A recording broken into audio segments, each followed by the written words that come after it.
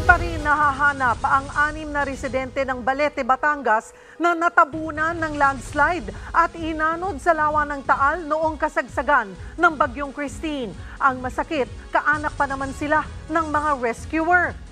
Live mula sa Balete, Batangas, nasa frontline ng balitang yan si Rainiel Pawid. Rainiel, may balita na ba sa mga nawawalang mag-anak? Cheryl, tanging ang 84 anyos na padre de pamilya pa lang yung natatagpuan sa ngayon. Nakita nga yung kanyang katawan 50 metro mula lamang sa kanilang bahay. 3 araw nang babad sa lawa ang rescuer na si Edwin. Halos hindi na siya nakakatulog sa kasisisid kasamang iba pang rescuer sa Taal Lake sa bahagi ng Balete, Batangas. Target nilang makita ang 3 niyang kapatid at 3 pamangking natabunan ng landslide at dumiretso sa lawa. Sabi ko nga po kanina, kahit dulo man lang ng daliri, pakita sa akin. Hindi ko sila pababayaan. Magtagal doon sa kanilang lalagyan. Kahapon si Edwin mismo ang nakakuha sa katawan ng 84 anyos niyang amang inanod din sa lawa. Halos hubot-hubad na ito at lumobo na sa pagkakalubog sa tubig. Agad namang nakremate ang bangkay. Ito na ngayon yung ground zero sa pinangyarihan ng landslide dito nga sa Sitio Shatin. At dito sa aking likuran, yung nakikita nyo nga malaking tipak ng lupa. Diyan nakatirik yung bahay ng mga Mendoza. At noon nga nangyari yung landslide, dire-diretso ito dito sa lawa.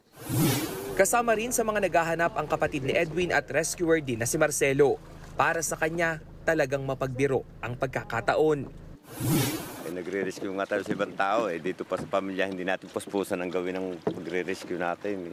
Talaga lang pinahirapan sa dyan kami sa duwa ng parang ang kundi natabunan ng ating mga biktima.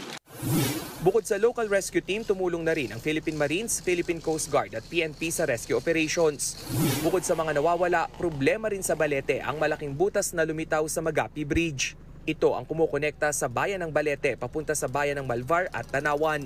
Ang ilalim ng tulay nabarahan din ng mga troso.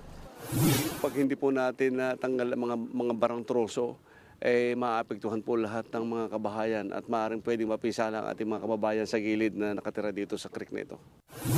Ang mga pulis at marines napatira na ng lubid sa mano-manong paghahatak sa mga troso. Sa ngayon, nasa 300 pamilya pa ang nasa evacuation center sa Barangay Look. Kalahati sa kanila mula sa Sitio Shatin, ang lugar na pinangyarihan ng landslide. Cheryl, pasado alas 5 nga ng hapon ay pansamantalang itinigil itong search, rescue at retrieval operations doon sa bahagi ng Sitio Shatin dahil nga dumidilim na rin yung paligid. At matapos yan ay yung mga local official naman mula dito sa Balete ay pumunta dito sa eastern part nitong lawa para tignan nga yung gilid. Baka inanod na rin dito yung 6 pang namatay. Cheryl. Maraming salamat, Rainiel Pawid. Mga kapatid, Cheryl Cosim po, huwag maging huli at maging una sa lahat sa balitaan. Para sa tuloy-tuloy na talakayan sa Frontline, mag-follow at mag-subscribe sa social media pages ng News 5.